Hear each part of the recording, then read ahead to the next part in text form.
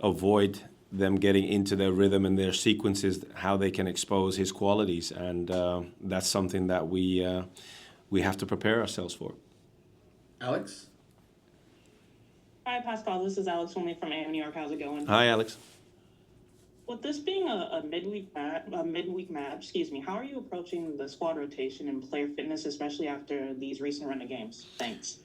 Yeah, we do play a lot of matches in a short period of time. On the other hand, our approach will not be any different, because we want to get the strongest squad out there on the pitch, and that will not change going into whatever game we have to play in this sequence. We just have to make sure that, as I said, the strongest team is available and ready to play.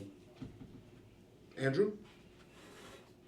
Hi, this is Andrew Lee with Hudson River Blue. Hi, Andrew. Hi.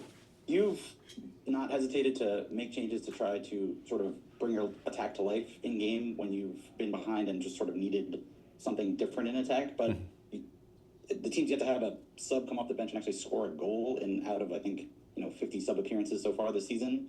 Does that make you sort of reevaluate how you're deploying some of the attacking players you bring off the bench, and just how do you assess how that's gone in terms of not kind of being able to get that goal off the bench maybe when you needed it in games? Yeah, that's a very interesting question. We obviously have our roster with players that start and players that have to come off the bench. The guys who can have some attacking involvement or even a game changer in their toolbox, we do have them. Unfortunately, when they've come up on the pitch so far, it hasn't given us that satisfaction of the goals that we need in certain matches. So that is something that we still address. On the other hand, we know which type of players we have coming from the bench and what they're able to add to the game and what is needed. But unfortunately, the outcome is too low at the moment. Michael? Hi, Coach. Michael Allen, Pro Soccer and Hi. City Radio. Just looking at the past 3 games in May, you've had a really good, almost complete match against Cincinnati, and then played 2 perceived lesser opponents in Pittsburgh and Montreal, and have less than energetic performances, like you were saying, urgent performances, like you were saying. Yeah. Is the team guilty of playing up or down to the perceived level of their opponent? And if so, when facing DC on Wednesday, another team that's below you in the table, how do you get the team mentally prepared for a midweek match like Wednesday? Well, first of all, by saying we must avoid having the arrogance to say that they are below us. I can imagine if you look at the ranking in the league that Montreal, it was below us and still is, but we cannot have this arrogance in our approach. We always have to be aware of what needs to be done and focus on our job and responsibilities in order to get the best game on the pitch. This happened against Cincinnati. We played a decent to good match, but the moment we start to think that we are really, really good, we can also be very, very vulnerable. And even though there were quite a few changes going into the midweek game in Pittsburgh, that should not happen to us what happened there. And against Montreal, it wasn't similar as the Wednesday, but if you don't have the clinical finishing that we need to have in games in the first 15 to 20 minutes, you will get games like we saw on Saturday. And that is something in our process to become this successful team that we have to address and keep working on. Glenn? Hey, Pascal. The FC Cincinnati game, I would assume that probably gave you some confirmation that things were, progressing. Mm-hmm. And then you have the difficult week. So does that, where do you rate the week in terms of the confirmation that things are going in the right direction? How do you assess all that? Yeah, that's the interesting part. The game against Cincinnati is 1 out of 12 that we've played so far, and we did reach a decent to good level in this game. But the moment you start to think that, accept that you have to know, let me put it this way, you have to realize that you've put a very high standard for yourself in this match, and you have to be aware of what is needed in order to get to that standard every game. And anything less will make you more vulnerable. And that's something that is also shown in the game on Wednesday and Saturday recently against Montreal. And for us, it's a confirmation that we know what we're capable of. And now we have to find that consistent factor to make sure we don't go down again and go up again. But that's the whole approach going into this season, because we want to become more consistent in general.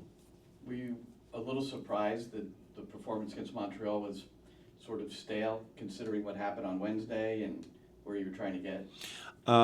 Yes and no. We had a few other players starting against Montreal again, compared to the starting lineup on Wednesday in Pittsburgh. But it did give us the confirmation that our attacking threat and fast playing forward and the clinical finishing and outcome and impact in the offensive part of the game is still something that needs to be addressed and worked on, because against Montreal that wasn't at our normal level. And DC United plays 3 at the back. It's been interesting. A majority of your opponents this year have gone 3 or 5 at the back. Mm-hmm. Do you see, just in general, are you seeing that as a trend in, Yeah.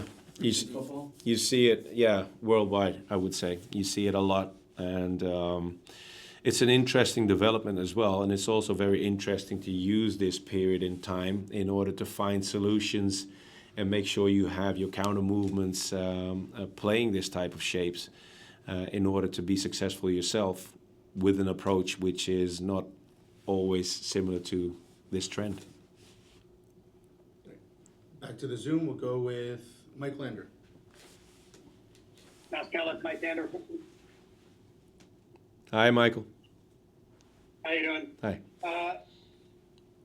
Going back to the question that Mike Allen asked about the team playing up or playing down, is that something that you're seeing individually, or is it more of a group problem? It's a combination of both, especially if you take the game against Cincinnati as a starting point for the level that we're capable of reaching in our matches. That was a good team performance with a few individuals who stood out in that game. But also the game that we played on Wednesday or recently against Montreal, you see that the team level is average or below average, and you see a few individuals that don't reach their own level, which they did in the week prior to the game to Montreal. So it's bouncing between those two aspects. I wouldn't say anything really changes for us. You know, he's familiar with us as a team, but also he was never here when Pascal was here, so not everything is the same as when he was here, but that's not too big of a focus for us changing how we play. Alex? Hi, Justin. This is Alex Finley from AM New York. How's it going? Good, how are you? Good. Your versatility between midfield and defense has been a real asset to the side. How do you feel that helps your current development, and where do you feel the most impactful in this current setup? Thank you. Yeah, first I think it helps me a lot, you know, just showing teams and showing everyone that I can play multiple positions, and I think it's really good for me as well to get games and be training and practice in both of these positions so I can understand the game better almost from both areas and help guys out on the field. And then to answer the second part, I think right now I've been helping the team a lot at center back, and we started to create a really good relationships in the back. We've been tough to score against, you know. We've lost maybe a few games, 1-0 recently, but also kept a few clean sheets. So I think we've been moving in the right direction. Andrew? Hi, this is Andrew Lee with Hudson River Blue. You kind of touched on something that I was going to bring up. 5 of the last 6 results have been decided 1-0 in either direction. Mm-hmm. As a player who's heavily involved in the defensive side of the game, what effect does that have, knowing that the margins have been, I guess, so tight, and knowing that your attacking teammates maybe have had a harder time finding goals? And what makes you confident that things are going to kind of turn now, seeing what you've seen in the last couple of games? Mm-hmm. Yeah, I mean, I would say early on in the season we weren't keeping many clean sheets, so that was something that we really focused a lot on. And recently, us as defenders have been really locked in on keeping the games close and just putting our team in a chance to win the games. And in terms of scoring goals, we know we have one of the best, if not the best, goal scorers in the league in Alonso. So he's always going to bring goals, but we're really working on just taking some of that pressure off of him. And if other guys can help support him, even if it's from attacking set pieces or whatever chances we get, that's going to be something we look to improve on. Michael? Justin, it's Mike Andrew from Blue City Radio. Thanks for the time. Pascal just mentioned that he felt the team needed a little more humility in respect to playing teams like Pittsburgh or Montreal, where they are in the standings or what league they play in. As the captain for the game against Pittsburgh, is that something that you take more personally, or is it something where you view it as saying, okay, he's talking to the collective team, and I know the things I have to focus on, but I'll let the other players deal with their own development? Mm-hmm. No, I think 100%.